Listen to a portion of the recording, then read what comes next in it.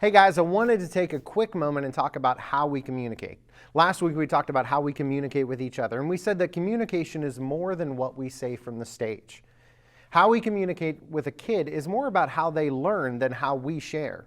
We're going to cover 3 different types of learning today. There's visual, there's auditory, and there's kinesthetic. Now remember, kids are still learning how to learn, so we need to communicate all 3 of these each and every weekend. So as we go through these examples, I'll also show how we're already hitting this and maybe some areas in which we can improve.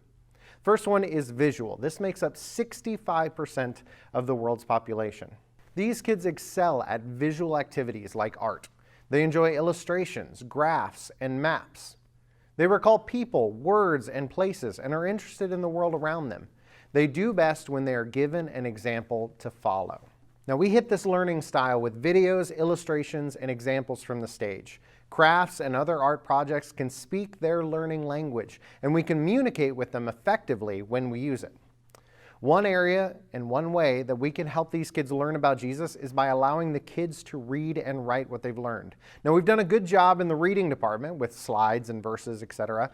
with this type of learning style, but we need to get better about writing. These kids learn by reading and writing, not just one or the other, and we're going to work on that. The next one is auditory. This is 30% of the world's population. This is me. I'm an auditory learner. I absorb information through my ears. Now these kids excel at auditory activities such as music. They're always singing, humming, or talking while playing or doing work. They follow verbal instructions and enjoy talking with people. They listen to instructions. Now this happens more with girls than guys, and they ask a lot of questions. This is the main way that schools and churches communicate. We stand on a stage and we communicate verbally. We sit in a small group and we communicate verbally. We play together and we communicate verbally.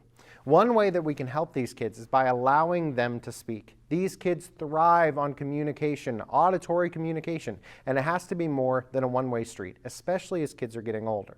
They need the ability to talk and talk back. Kinesthetic. This is only 5% of the population. While this is the smallest population group, these kids struggle in school because schools and churches teach kids primarily through auditory and visual methods. But these kids excel at physical activities like sports and games. They enjoy hands-on activities and have a hard time sitting while learning. They are active learners. They prefer to jump straight into a task to get started. These kids need to be moving, touching something, or building something. They learn best when they're moving. If you know my son Toby, this is him. These kids like to get messy. It's a tendency that they have. This is why we do crafts and messy crafts. For some of our kids, this is how they learn. I know that messy crafts and physical activities like that require more from you than other things like small group or the lesson time. But for these kids, they absolutely need it. When we're talking about something as important as the gospel, is there any room for closing an avenue of communication and learning with a kid? I don't think so, and I'm sure you don't either. So in those moments, in those messy craft moments when you're having to clean stuff up, thank you, because you are helping those kids, the kids like my son Toby, learn about Jesus. If one of our values is to be communicative, then we have to open every line of communication toward a child. I love you guys. Thank you so much. Check out the challenge below to win a Starbucks gift card.